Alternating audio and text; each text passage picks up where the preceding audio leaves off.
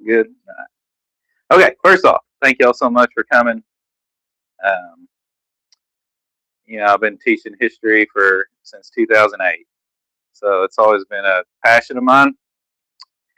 Social studies is a lot about history, but there are some things that we need to look at to make sure that you don't think it's just all about history.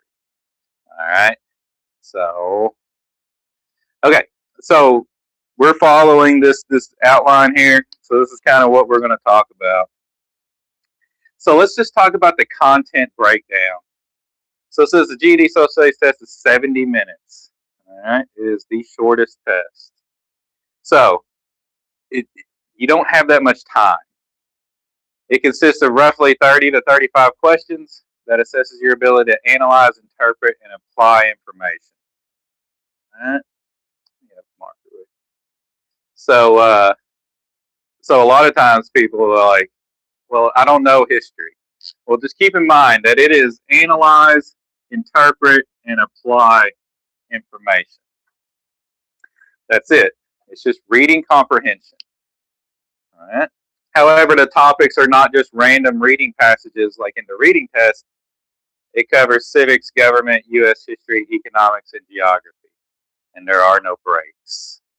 All right. And we're going to talk about this here in a second. But what does civics mean?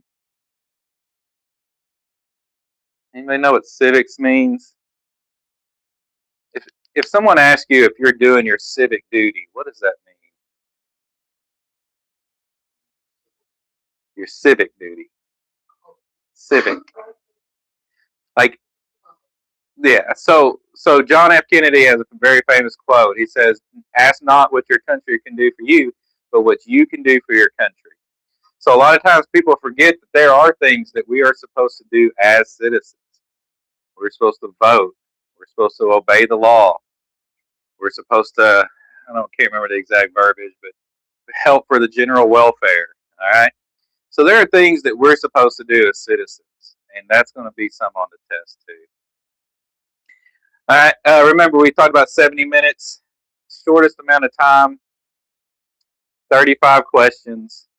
So remember, if you had 35 questions in 70 minutes, how many questions, how many minutes per question is that, Mason? It's 2, right? So 35 plus 35 is 70. So pretty much you get 2 minutes a question. So this is what hangs people up sometimes is they try to, they try to get in depth. They really sit there and study this question. And while that is possible to do if you're a really fast reader, a lot of times that can hang you up. So I'm not telling you to go quickly through the test. I'm not telling you just to skim through it, but you cannot get behind because you don't have any time to make up. All right. There's different types of questions. Obviously, we all know about multiple choice. That's going to be the majority of it. However, there are drag and drops, and we'll talk about some examples with that. There are drop-down menus. So it's going to have a blank, and you're going to hit this menu, and it's going to drop down. And also there's fill in the blank, which I'm not sure if I've ever seen one, to be honest with you, a fill in the blank on the social studies test. Not sure what kind of question you would do fill in the blank, but hopefully you understand that fill in the blank is way tougher than multiple choice. All right, at least with multiple choice, you know the options. With fill in the blank, I mean, there's no telling. All right? So just remember those types of questions. What the test breakdown? How is it broke down? 50% is civics and government. So about 50% of this presentation, guess what? Is going to be about civics and government. Your role as a citizen, and also the role of the government. 20% is going to be U.S. history. I always say this line. I always say that the more history you know, the better you'll do. Okay. Like if you don't know any history, sometimes it can be tough because they're going to bank on you knowing a little bit of history. And we're going to go through some major events. So if you're not sure about U.S. history, obviously 2026 is right now. Does anybody know? You don't have to know dates, But we do kind of need to know some major events. We'll talk about that later. 15% is economics. Most of that is like supply and demand. How does that stuff work? And then 15% is geography. At the end, I'm going to show you this cool website that you can work on your geography through little quizzes. All right. Why in the heck do you think you need a calculator on the social studies test? I get that question all the time. I mean, it's a social studies test. Why are we needing a calculator? And we'll talk about that. And then remember, 145 is a passing score. Hang on. So if you get nothing right, if you're having a really bad day on the GED test, you get 100. All right. Let's just say you're having the best day ever, and you get every single one right. Well, that's a 200. You give me a red one. You give me red. For the students in class right now, does anybody know what you have to pass? What was that, Miss Marshall? 145. All right. So why do I say this? Why do I bring this up? Well, you should know because it's a test you're taking. But we don't have to know everything. We don't have to get 100. If we had to make 100 on this test, me and Mr. Mike and Miss Jamie, I don't know. I don't know what would happen. But we definitely would not be getting perfect scores all the time. All right. So try not to get too hung up on knowing everything. Obviously, it'd be great if you were up here in the 160s, 170s. I kind of wish our institution or more institutions would give credit for if you got higher, because then that would entice students to maybe study more than just concentrating on a 145. It used to be 150, so a little bit tougher back in the day. So just keep this in mind. Whenever it says content breakdown, test links, different types of questions, knowing this will help you so much during the test.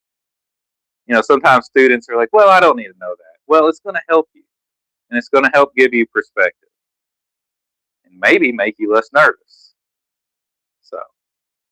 And we're going to come back and recap on this. So I'm ready, Miss Jamie. All right. So let's see here. Civics and government. All right. So if 50% of the test, if half of the test is over civics and government, then we need to make sure that we have a pretty good understanding of that. All right. You see here. Click one more, actually, if you don't care. One more. So what came before? If I was to ask what is the supreme law of the land, anybody know what that would be? What governs our country? What is the supreme law that everybody references whenever something goes wrong? The Constitution. Very good. All right. You can kind of keep these dates in mind. 1776. I think most people know that we declare our independence. All right. We fight for 7 years. A lot of people think that we gain our independence in 1776. Thanks, Mike. All right, we do not. We just declare our independence. We fight Britain for 7 years. All right. So picture 2019, this is pre-COVID, all the way till now. And imagine us fighting for our independence for 7 years. All right. So 1783, we gain our independence. Right. And the Constitution, which governs us now, is signed in 1789.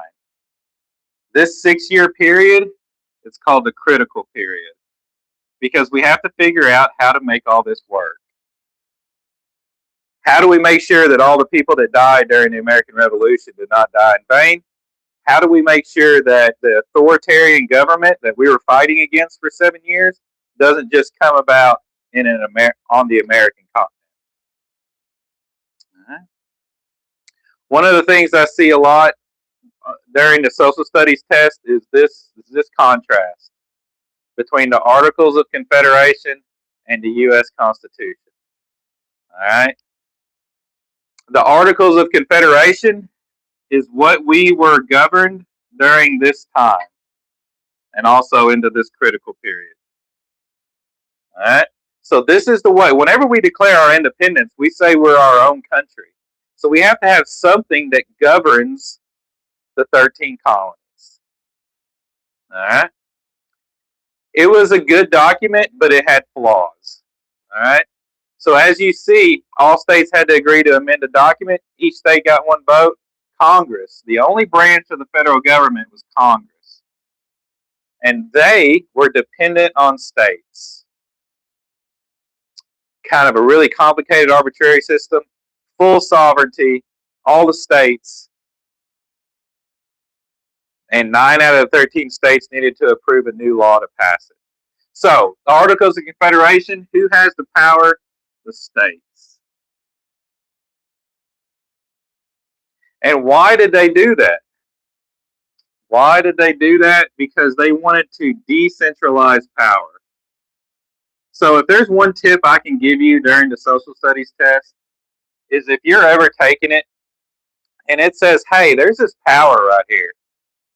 Should power be concentrated, which means kind of pulled to one, or should power be spread out? Should it be decentralized? And the answer to this is always decentralized. Okay? So you don't want all the power in one person or one entity. It's great if that person or entity is very honest and a good person. But as we've seen through history, that's not always possible, right, Mr. James? So if everybody was honest and no one was greedy, then you could have all the power in one person. And there's actually people that wanted to make George Washington the king. Yeah, they're like, hey, England has a king. How about... So Congress has a king, or Britain has a king. Why do we not just do that? Why don't we just go back to that? Well, the founding fathers, Washington, Adams, Jefferson, Madison, Monroe, Franklin, they understood this concept. You cannot put power in one person. King George III was the king of England during the Revolution. And Mason, if you would have asked King George III why he was king, what do you think he would have said?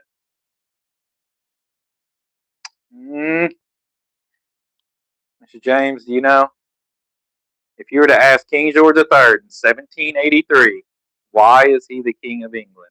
What would he have said? God chose me. Okay? I have a divine right from heaven. Okay? Because that's the only way that you could differentiate yourself from a peasant. Like, why are you a peasant and why am I king? Well, it's because God favored me and my family. And that's how come the son of the king became the king. All right. So, 1783, we fight for our independence. They give all the power to the states because they're like, we don't want that. All right. For 7 years, we fight, and then for 6 years, there's this political fight over what do we do? Do we just keep what we had, or do we come up with something new? And thank goodness that there was people, founding fathers, that knew you have to have some kind of centralized government. Okay? Keep this in mind. During this time, all the states, they printed their own money. Could you imagine even today if each state had its own currency? How that would be? So that's just one example of why you have to have some kind of centralization. You have to have some, but obviously we know what happens whenever it gets too much. So they get together. There's things called the Constitutional Convention, where they all get together and they sign a document. So what does the U.S. Constitution do? How is it different than the Articles of Confederation? All right, go back. Go back to. We're going to be flipping back between a couple of these. So one of the main things that I just want to talk about today is the branches of the federal government. Definitely going to be some kind of question regarding these branches. So just like we said, power has to be spread out. So they're like, okay, instead of it being in a king, instead of it being in one place, we're going to spread this power out into three places: the legislative, executive, and judicial branch. All right. This is the U.S. Congress. They're the ones that run the legislative. The President of the United States runs the executive, and the Supreme Court runs the judicial.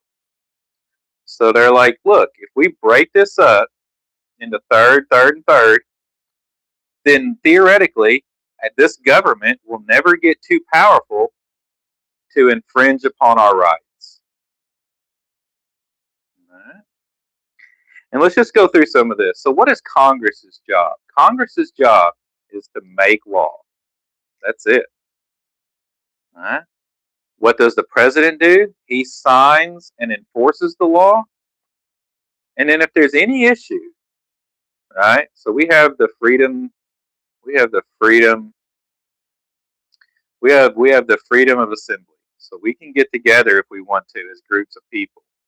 If some law comes about and somehow it gets through Congress and somehow it gets past the president, then the Supreme Court theoretically is there to say no, that is unconstitutional because the Constitution says this.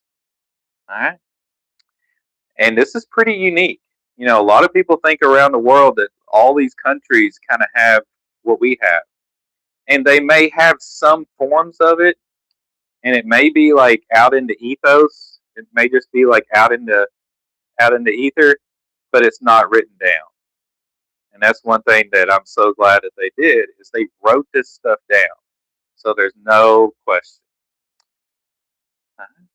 Congress makes laws.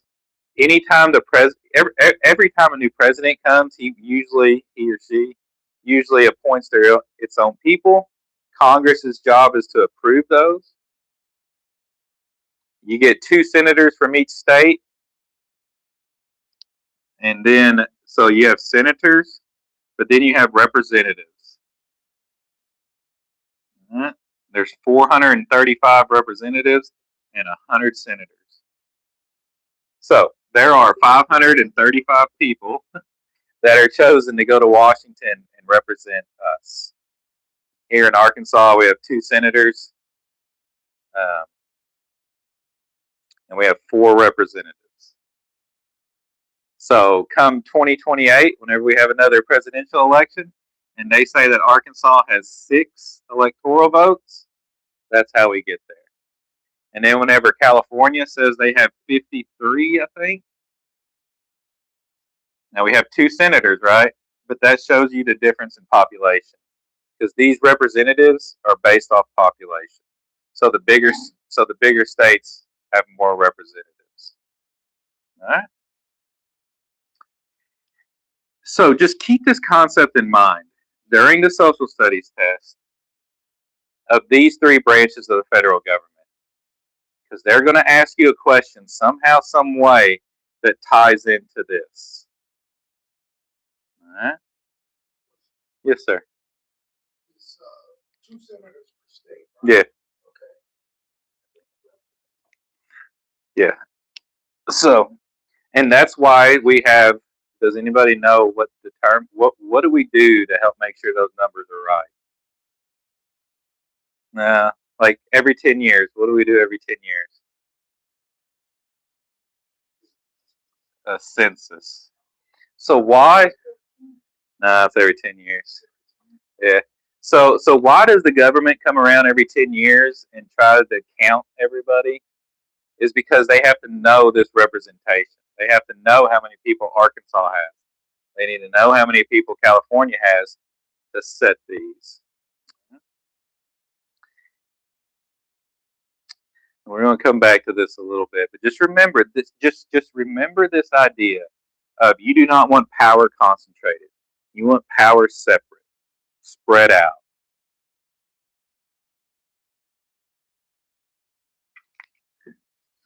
And you had to get, and okay, flip that way.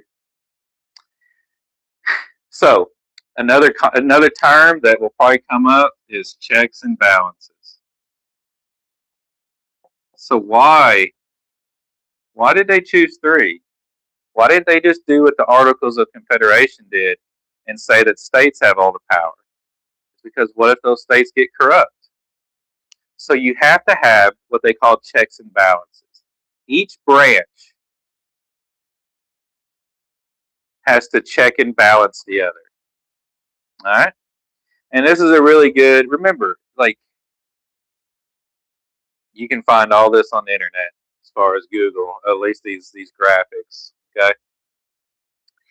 Uh, so whenever we talk about um, voting, or whenever we talk about law, obviously Congress is the one who makes the law. It goes to the president, and then if the judicial has to get involved, they will. All right. So right here, the court can declare laws unconstitutional.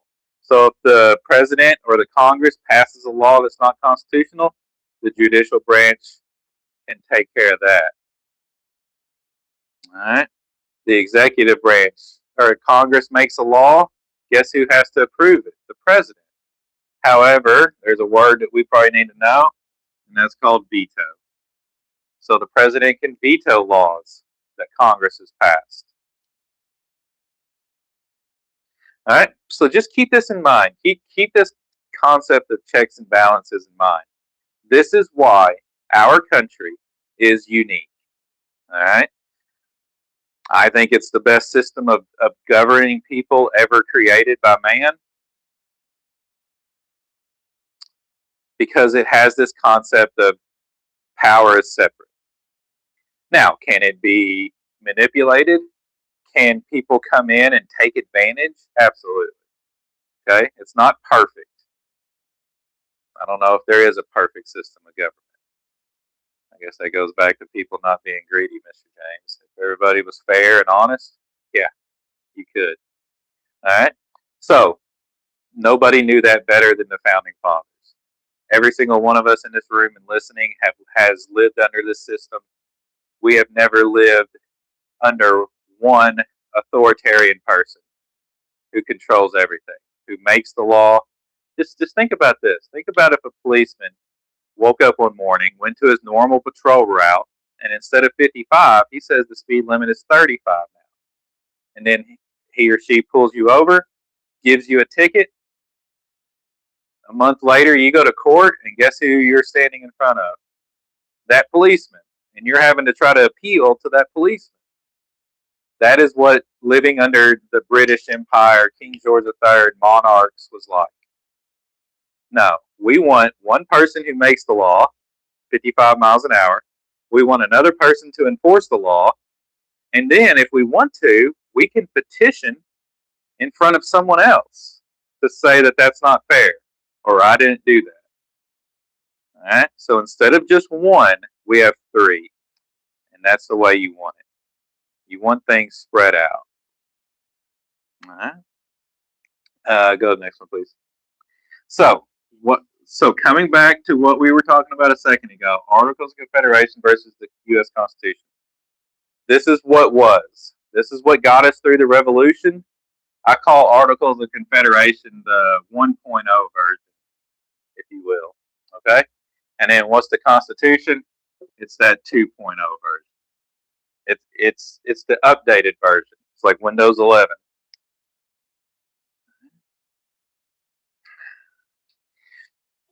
And there's some things that both did right here. As you see, taxes, states could vote. There was a Congress.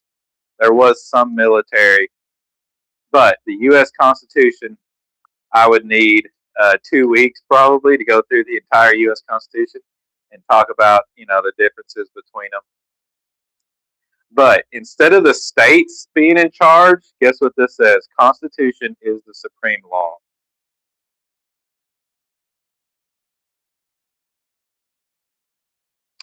So, watch some YouTube videos over it.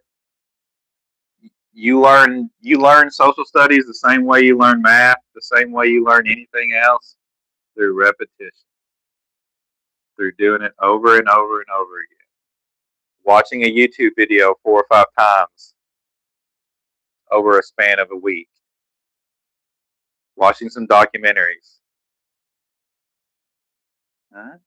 So whenever we talk about civics and government, it's the breakdown of the Constitution and the federal government branches. So try to keep that concept in mind. Okay? All right. So whenever they wrote the Constitution, some people thought it was perfect. Okay? They're like, look, mainly like people like Thomas Jefferson. He's like, look, we have power split up into thirds. So we don't have to write down our freedoms. Okay? We're good. We don't have to worry about that. All right? Marshall, pick your head up, or you can go work in the lab if you want to. All right. So, Constitution broke it down. All right. Well, some people said, no, you're going to write our rights down. And thank goodness they did. Okay. So they're like, no, you're going to write our rights down. And the Constitution, some people wouldn't approve the Constitution until this was done. All right. So this is the Bill of Rights. As it says, the first 10 amendments to the Constitution. Anybody know how many total amendments there are now? So 1789 there was 10. 2026. Anybody know how many times we've added to or taken away from the Constitution since then?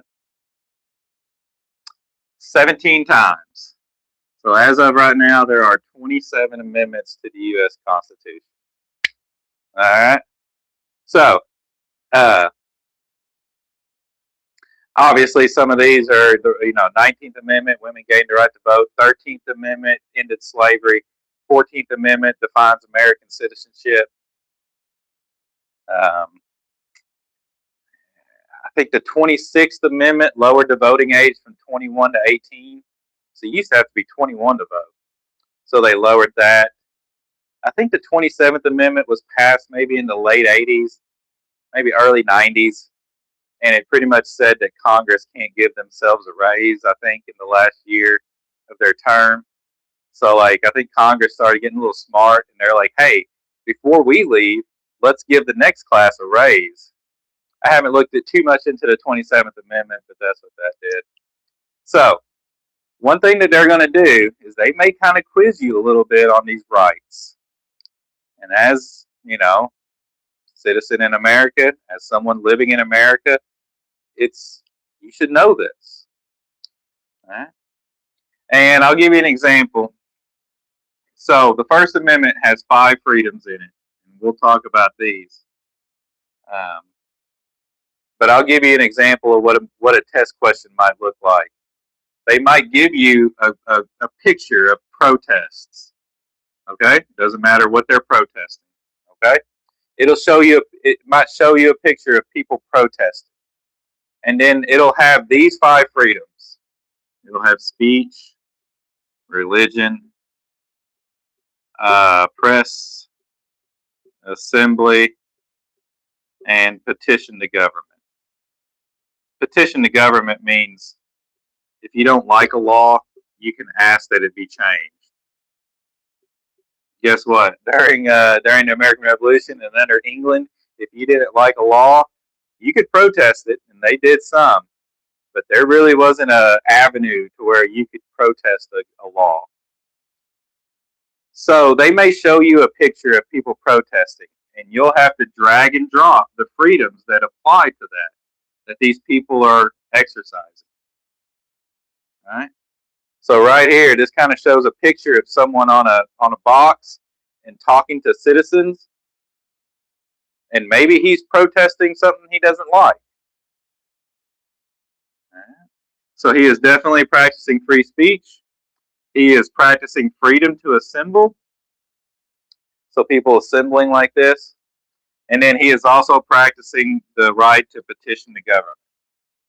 So if he's trying to get a law changed, let's say he wants to lower the voting age to 14, and he's sitting there trying to talk to these people, trying to convince them. All right.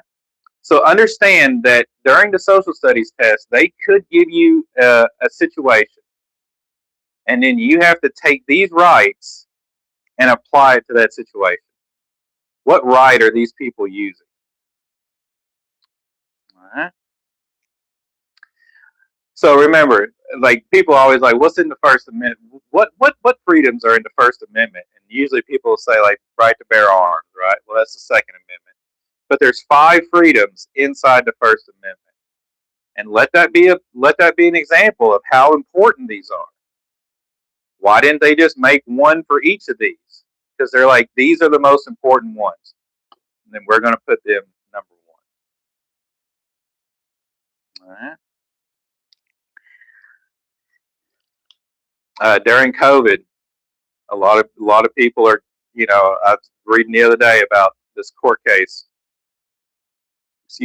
where they stopped some club. I can't even remember what kind of club it was, but they were meeting all the time, right, for their club. And during COVID, they wouldn't let them do that, so they sued them, and they actually won. So a lot of these,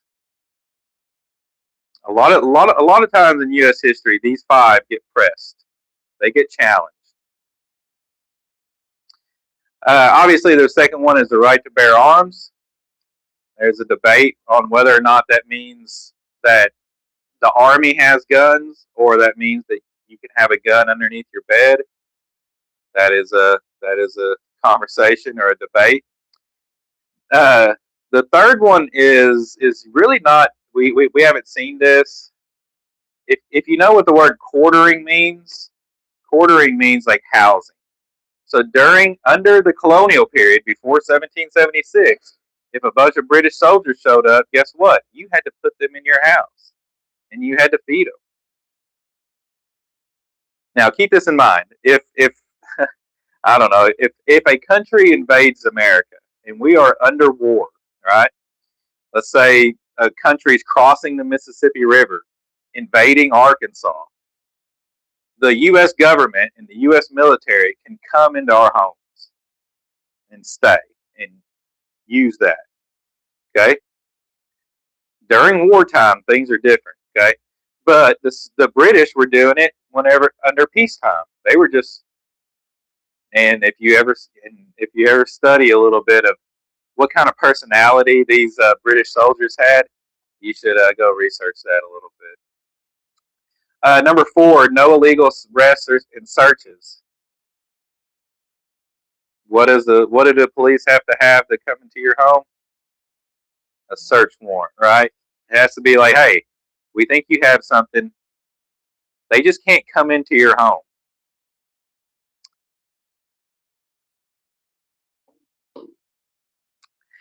We don't have time to go through all these, but just remember that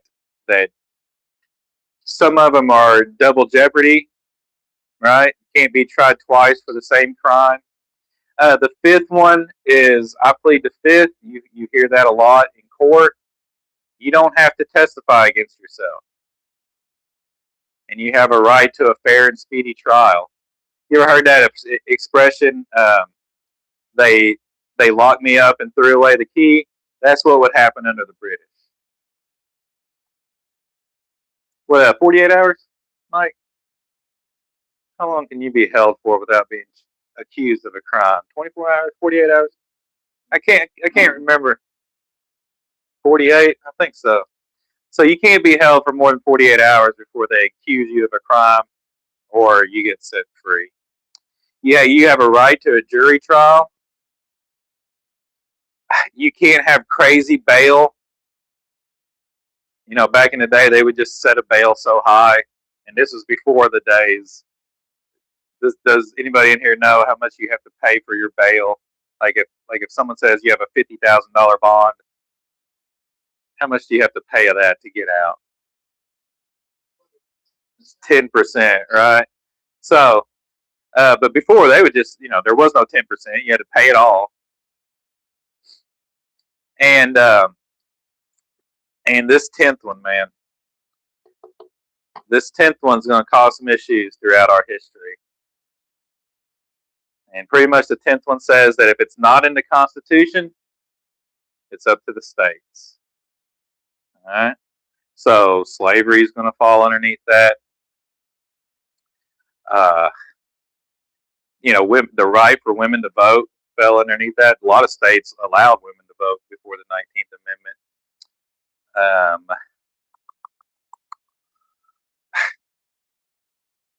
What's the one now that I was thinking of? Oh, medical marijuana. Nowhere in the Constitution does it talk about that. So that's why it's up to each state. Not to bring up topics that are too far off, but abortion, there's nothing in the Constitution that says that. And that's where this whole latest controversy comes from. So, even today, these 10 amendments are getting tested every single day. All right? So, if I could give you one piece of advice, make sure you know these 10. I mean, you should know them just so you know your rights, but it's also just to get through the social studies test. Because I guarantee you, somewhere through that test, they're going to ask you something regarding this. All right. You can switch that up. Can you zoom in on that? Can you pinch, please? And go up. We're not going to read all this. So that was civics and government. All right. I just want to talk just a little bit about history.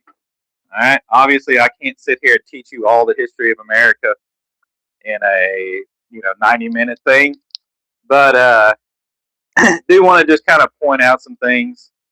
I would have some of y'all read it, but I don't know how well it would pick up on the mic. So we're just going to go through here, read some of this. We're keeping in mind the different forms of government throughout history. All right.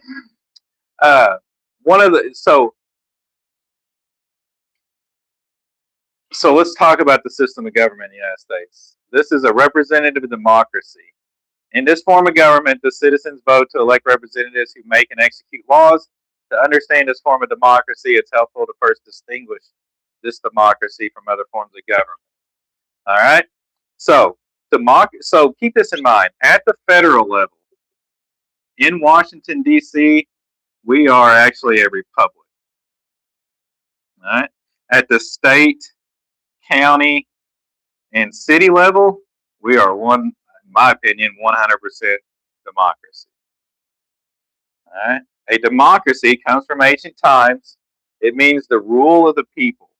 So what does democracy mean? It pretty much means the majority rule. Okay? Which sounds great, right? You hear this all the time these days. Well, it should just be, sometimes you'll hear after a presidential election, one person, one vote. That's just how it should be. This electoral college should be gotten rid of. So, whenever we think about our form of government at the federal level, we are a republic. All right? And that's how come we have the electoral college that decides our president. All right? And guess what? There's the Constitution. So, everything that the federal government does is based on law. It's not if you can get enough people to agree, it's what does the law say?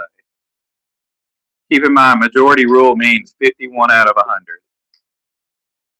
So let's say we put up a vote that says you only have to pass one subject to get your GED, right? So we have reading, math, social studies, science. But let's just say we held a vote and said, hey, we just want to make it where you just have to pass one test. Well, if I can get 51 out of 100 people to agree with that, guess what? That's the new law.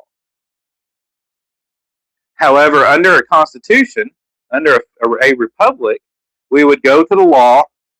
The law would say you have to pass all four, and that's where that would stop. All right. So keep this keep this difference in mind. Whenever sometimes I hear federal politicians, like people in Washington, say our democracy. Sometimes it kind of irks me because I'm like, well, we're not a democracy. At the state, county, and city level, we are. So that's just something that I find it fascinating to study this kind of stuff. Um, keep this one thing in mind also is that the majority rule sounds good, right? Okay. But the one thing that democracies don't do is they do not protect the minority. And I don't mean like social or race minority. I mean the 49. So if you can get 51 out of 100 people to agree upon something, right, um, there for a while we were having, it seemed like every day I'd look at the news and there'd be a school shooting. Okay, horrible. Wish there was none. But if you were to have a national vote after like maybe the Vegas shooting or something, and you said, "Hey, should guns be legal?" and if you gave that a vote over the entire country, I think you may get 51 out of 100 people to agree that there should be no guns. Okay? Or during COVID, if you're like, "Hey, I would like to go hang out with my friends," and they're like, "No, you can't assemble." All right? Especially during COVID, I would say you could have got 51 out of 100 people to agree upon that, right? But the flaw with democracy is that it does not protect the minority, right? Freedom of religion. Everyone likes to think of Christianity as the prime example, okay? But if you wanted, there are people who worship other deities, okay? If I wanted to worship Baal, a god from the Old Testament, right?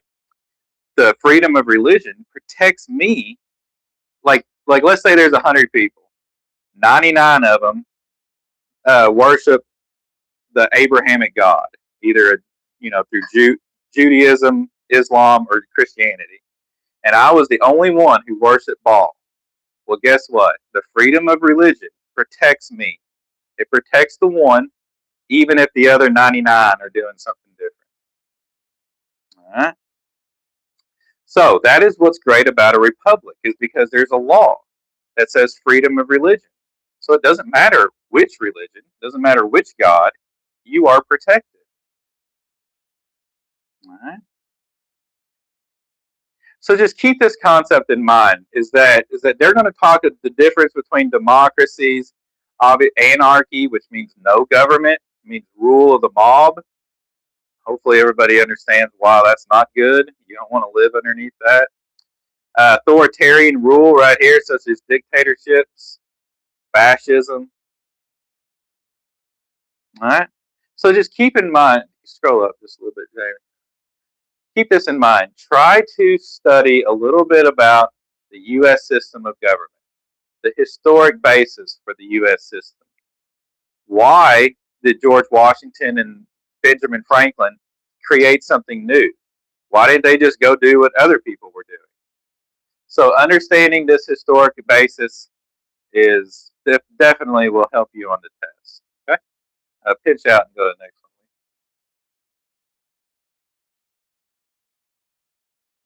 You're gonna have to pinch all the way out. There you go. And then just hit the right arrow. Hit. There you go. Oop, go back. All right. Just pinch in just a little bit on that top, please. There you go. Maybe the first two paragraphs. First three. There you go. Do it. Okay, let's talk about the role of the citizen, and then we're going to switch gears and talk about geography a little bit. One of the main things, half of the test is about civics and government. So, what is your role as a citizen, or as someone who lives in this country? Not everyone's a citizen. So, no, yeah, obey the law, vote, right? Provide for the common. I think it's common. It's not common defense. It's the common good. Okay, but citizenship is a special relationship between a person and a nation. The nation owes the person certain rights and guarantees.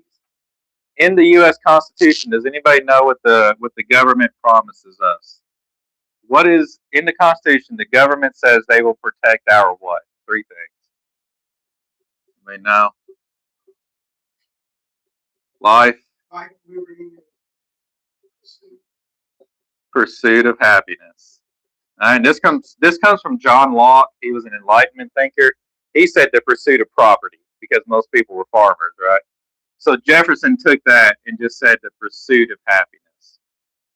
All right, sure, sure.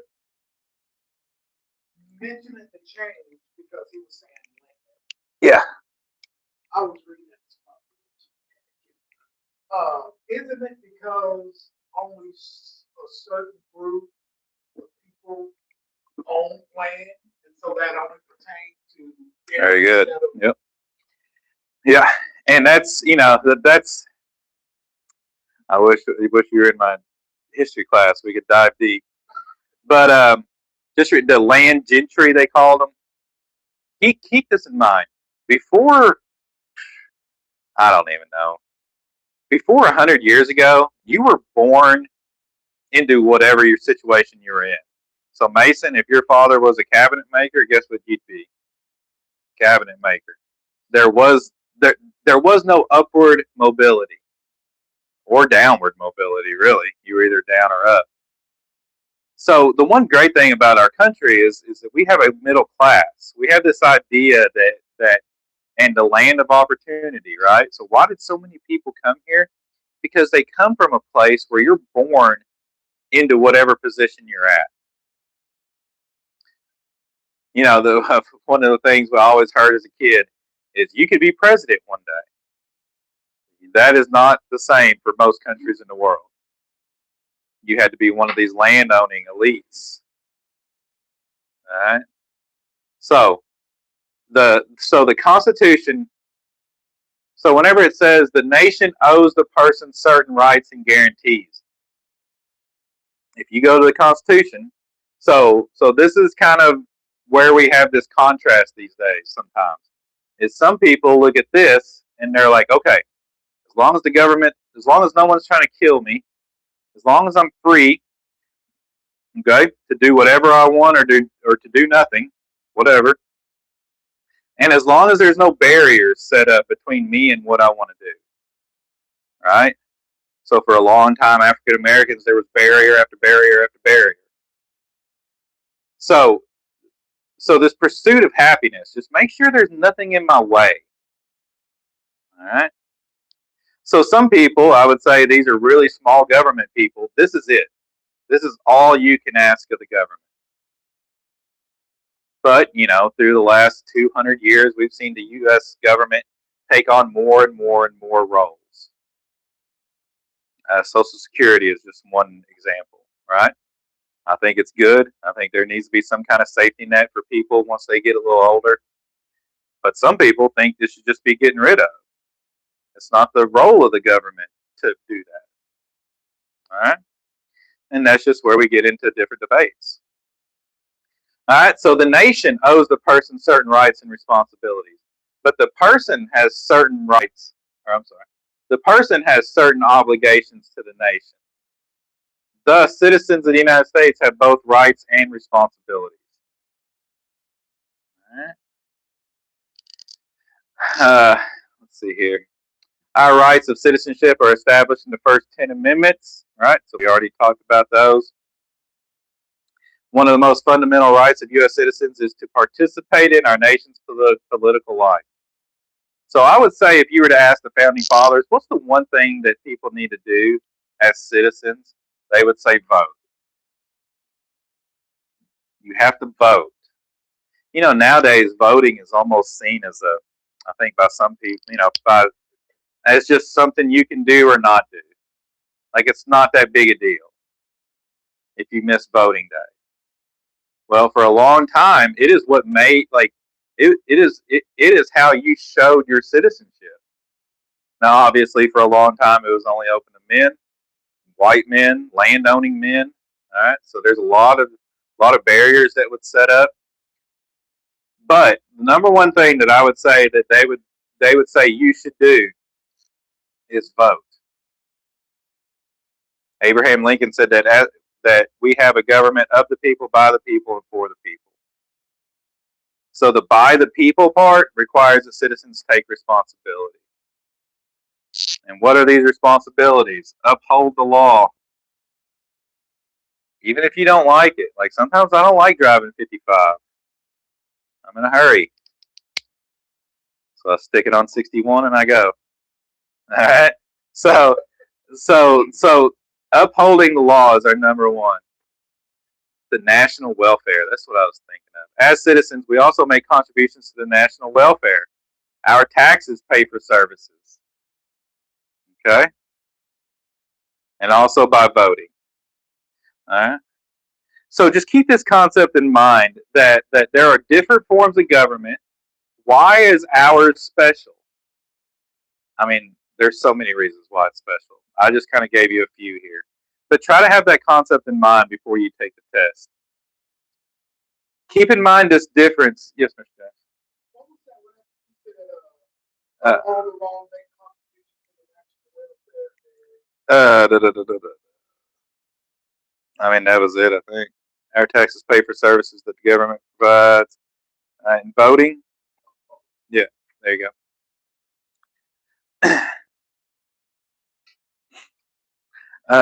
I grew up under, or you can pinch out and hit next. One thing that I've seen a lot that people really don't talk about these days is the difference between communism and capitalism. Whenever I was a kid, I mean, I grew up, one of my first main memories that I remember is the fall of the Berlin Wall. All right. So, so one of the things they'll talk about is just these different economic systems. It's fine. All right. So communism, socialism, capitalism. Obviously, we're a capitalistic country, but understanding the difference between now we are not a true capitalistic country. I would say maybe from 1880 to 1920 we were. It was just survival of the fittest, supply and demand. If you ever want to really dive deep, there is the Triangle Shirtwaist Fire. Think of 1911, I think maybe. Anybody know what a triangle shirtwaist used to be? Like sometimes you'll see like 1900 women. They had the white puffy shirt with the buttons and stuff. Anyway, shirtwaist was just the fashion of the day. But I think like over 200 women died in this fire in this factory because a lot of reasons. But it was the idea of these people treated them like animals, gave them no breaks hardly. They were constantly worried they were stealing. They would lock the fire escapes because they were afraid women were going out there smoking. Um, they had a bucket in every corner of this factory, and that was a fire extinguisher, a bucket of water. So, like the problems with capitalism is there's no restraint on corporations. It's just all about the profit. So, especially under Franklin Roosevelt, if you study, he really expands the role of the U.S. government with his ABC programs and things like that. So, I would say, I mean, I just thought of, I don't even know. I would say at this point, maybe we're a 70% capitalist, 30% socialist, right? Because we do have welfare systems, we do have Social Security, we do have safety nets. If you really want to talk about capitalism, someone who champions that, Milton Friedman. Chicago style. Milton Friedman was the guy who believes capitalism, capitalism, capitalism. But as I said, if through this triangle shirtwaist fire, you see kind of the problems with that. So whenever we talk about parts of the test, this could pop up. I have seen it on there. So keep this idea of capitalism versus socialism versus communism. Um, I would say that communism would be over here because socialism is a logical step to communism. So, like I said, we don't hear about this much anymore. One of my very first memories is the fall of the Berlin Wall, and my dad explaining to me what communism was. So like I grew up during that, but I guess now, especially after 9/11 and stuff, it's just different. You don't hear much about this anymore, but it could be on the test. So. Is that it? Okay. All right, real fast. I appreciate y'all's attentiveness. I do want to show you this geography. Oh, let's see that. I'm gonna show y'all. I do want to show you. I hope y'all can still hear me. I do want to show y'all. I do want to show y'all a little bit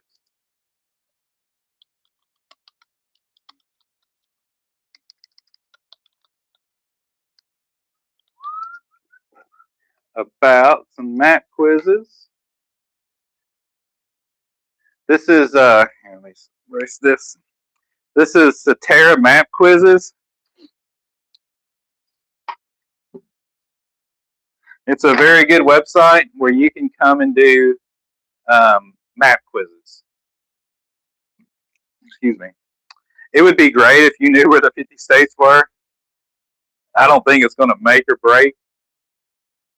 I don't think it's going to make or break you on the test.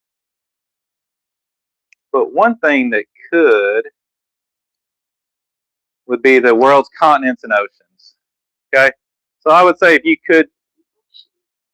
could practice one thing, maybe just knowing where the 5 oceans and the 7 continents are. All right, real fast. Let's see if the class here can get 100. Where's the Indian Ocean at?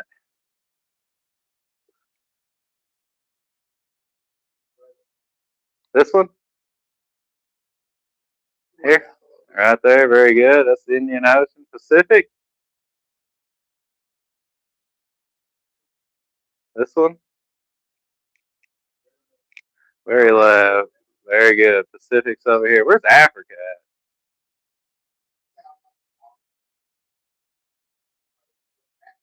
Yeah, Africa. Oh, where's the continent? Yes.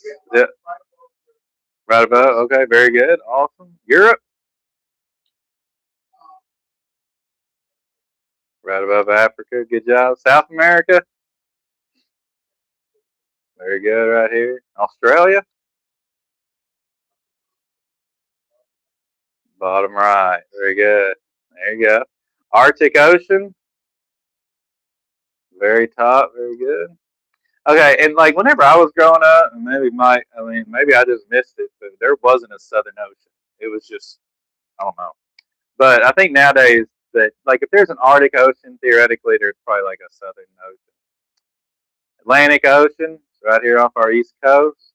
Obviously, we live in North America. Antarctica's down here, and then Asia's right here. We got 100. All right?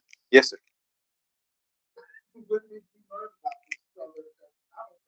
Through this. Just through this. It wasn't like I read an article and I was like, oh.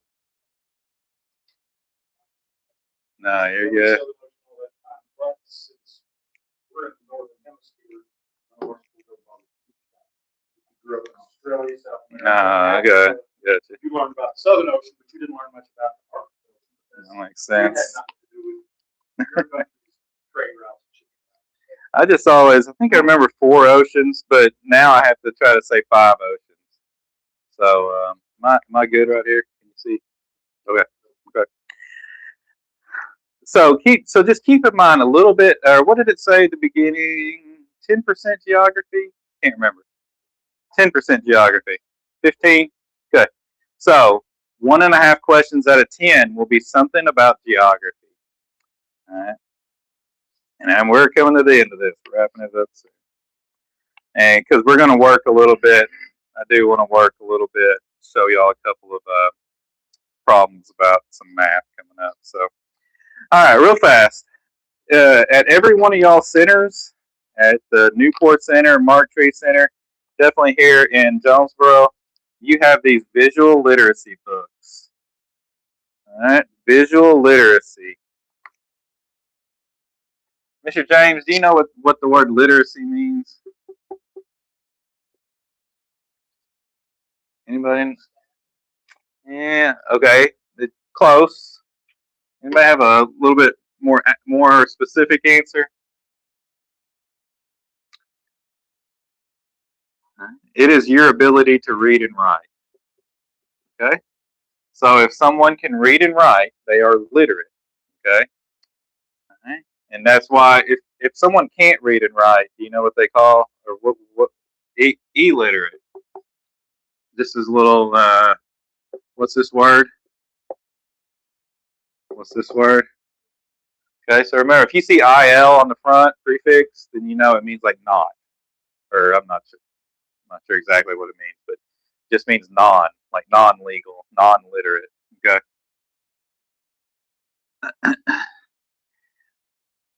So they are going to test what they call visual literacy. So if literacy is your ability to read and write, visual literacy is your ability to look at tables and graphs. This orange book is tables and graphs. All right, so pie charts, line graphs, bar graphs. It is also your ability to look at scales, charts, and diagrams. This is really, I see this a lot in the science test. So this is really more geared toward the science test. And I would say this visual literacy is really maybe the reading and the social studies, even math.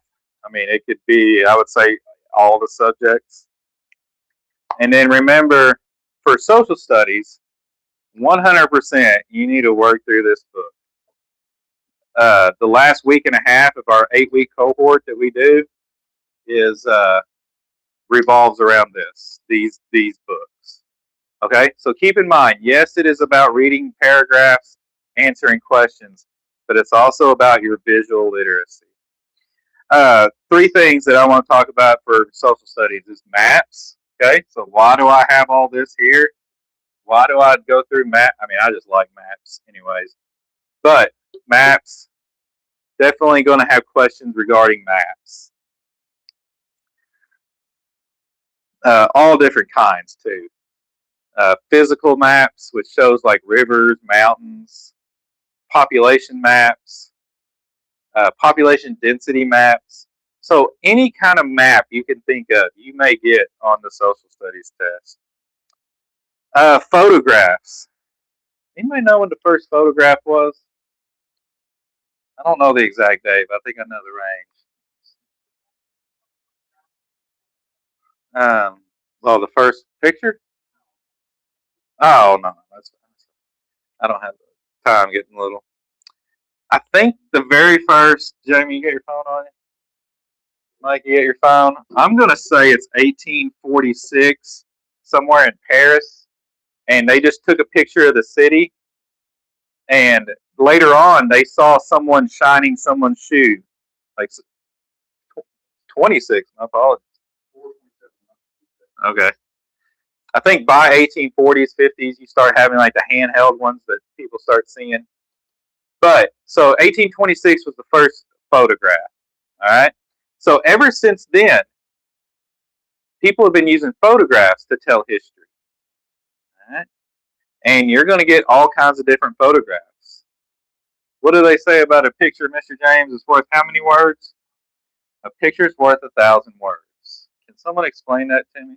Can someone unpack that for me? What does that mean? Can someone give me an example?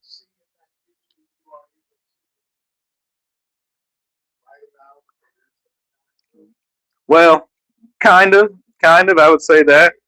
Uh, Let me show you an example real fast. Uh,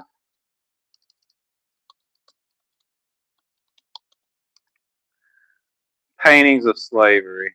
Let me see. Let me do this. I give credit to photographs for doing a lot to spur and to bring more awareness. Let me see if I can find a better example here.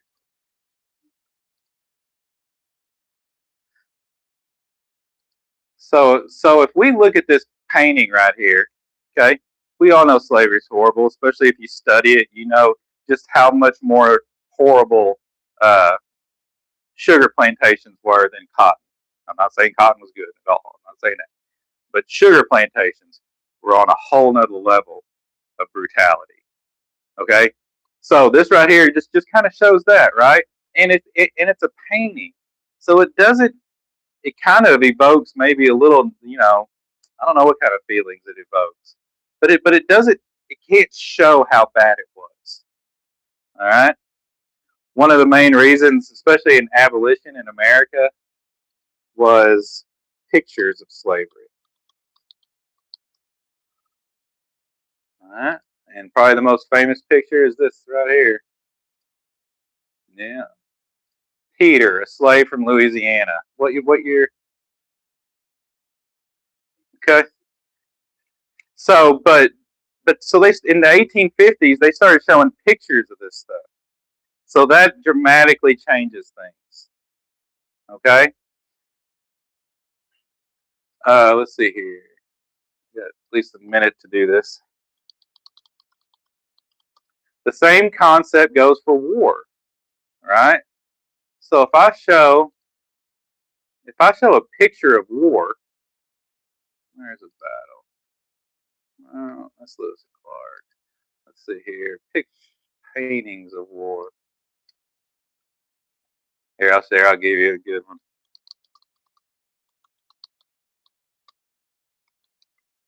Antietam is the bloodiest day in American history. Here's a painting of the Battle of Antietam. Would love to go there someday. It shows three columns of Union soldiers coming up the right. You got the Confederates. There's an old Duncan church back there in the background. So one of the reasons why war was glorified for a long time is because you only saw war through paintings. All right, it looks heroic. Like I could see how someone in 1850 or 1860 looking at paintings of war would be like, I've got to go do that. All right? However, one of the reasons why war is not as glorified as it used to be, and thank goodness, is because you have pictures of Antietam. That's the same Duncan Church. All right. Can't see that as well. Let's see if I can get a better picture there. There we go. Nope. Uh,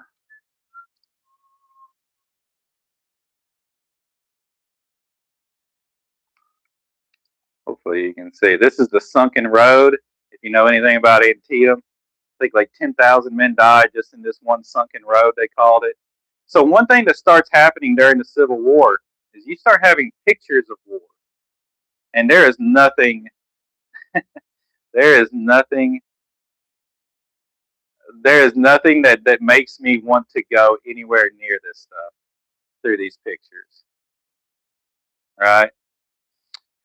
So one thing they'll do in the social studies test is they will give you pictures, and you will have to make determinations based off those pictures. And whenever I asked Mr. James, whenever he said a picture is worth 1,000 words, right? So you know, so I could sit up here all day and talk about how bad war is, right? So I can talk about 26,000 casualties at Antietam. I can talk about 30,000 casualties at Gettysburg. I can talk about about 10,000 casualties on D-Day during World War II. Or I could just show you this picture.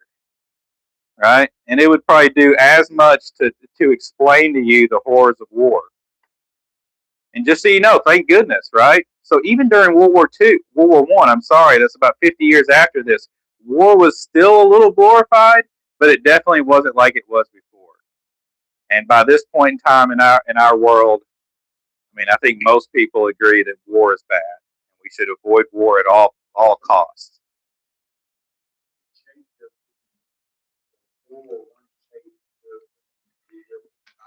Oh, I mean, yeah, absolutely. And it also ended monarchs because people were like, okay, I'm not going to go kill myself for this monarch, king, what, who? So World War One did a lot, but it did end monarchs. And then editorial cartoons. I don't have too much time to talk about editorial cartoons. Editorial cartoons, they're in this book. Most of them are political. All right? So just keep in mind, maps, photographs, editorial cartoons. There's a blue visual literacy book at your center. Please, please use that. Okay. There you go, show one. You're not typing. Oh, you're good.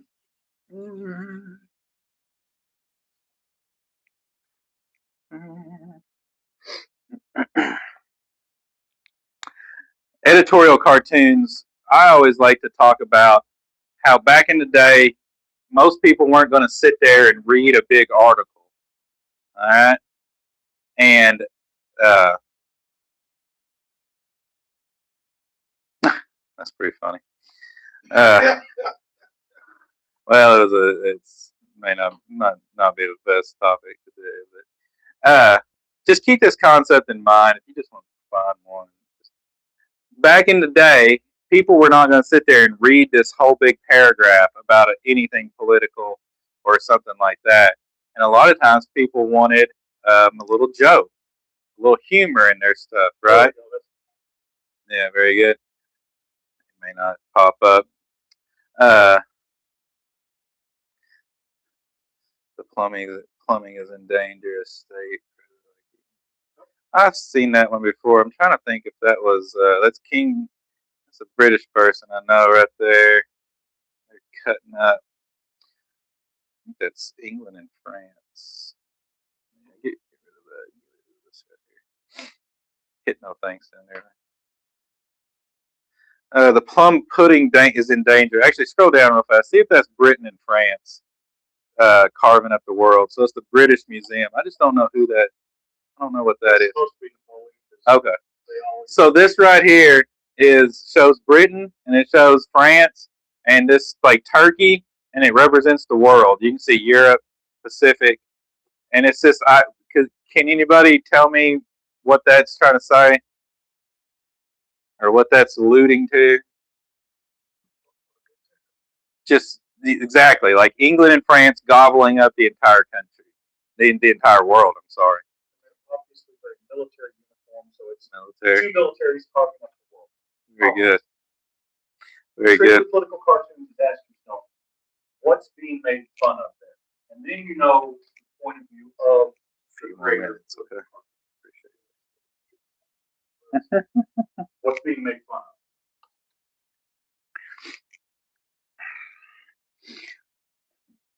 So remember, this right here says more. You know, if you were a person living back in those days, you would know exactly what that is. All right, real fast. Let's go over the last one. I got 7 minutes. So, real fast, do mean, median, and mode since you're right here. All right. Do you have to know math on the social studies test? Yes. Mean, median, and mode. Right. Why do you get a calculator in the social studies test? Is because you have to know the mean or the average. Okay? So you need to know how to find the average of a set of numbers. And as this says right here, this says 1, 2, 3, 4, 10. So if you had 5 numbers, and I'm just going to represent these by letters, you add them all up and you divide by 5, however many you have. Okay? So on the social studies test, you will have to find the average of things, maybe. Excuse me. Also, in the social studies test, you may be asked to find the median, which is the middle value. All three of these are called the central tendency. Like, kind of, where is center? Where is average? I wish the one. This is just a personal thing of mine. I wish you could take the average of your tests. Okay, so like if you scored a 5 points above in reading, well, you could score 4 or 5 points below in math, and it would equal out. Like, I kind of wish that, but I don't make the rules. So know that sometimes you might have to find the median, and then sometimes you might have to find the mode, which is the one that occurs the most often. If you're not sure about what mean, median, and mode is, you can Google it, obviously. You can come ask a teacher. You can watch a YouTube video over it. Okay? So, but just remember, there is math on the test. Okay? The one that occurs the most often, yes.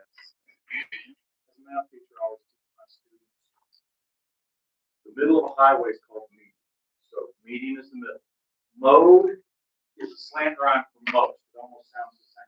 Mode means most. Yeah. And mean, my teacher's being mean and making me do all of them. That's how you remember. That's the one where you have to add them all together and move on. Average. Remember, y'all, we just did this today to try to start having workshops that are focused on certain subjects. All right? And I hope y'all appreciate the time and the effort. I appreciate y'all's time and effort. And remember, as soon as you get your GED, I sure hope you go to ASU-Newport and you can be my history student. And that would be great. Appreciate y'all. Are we off air?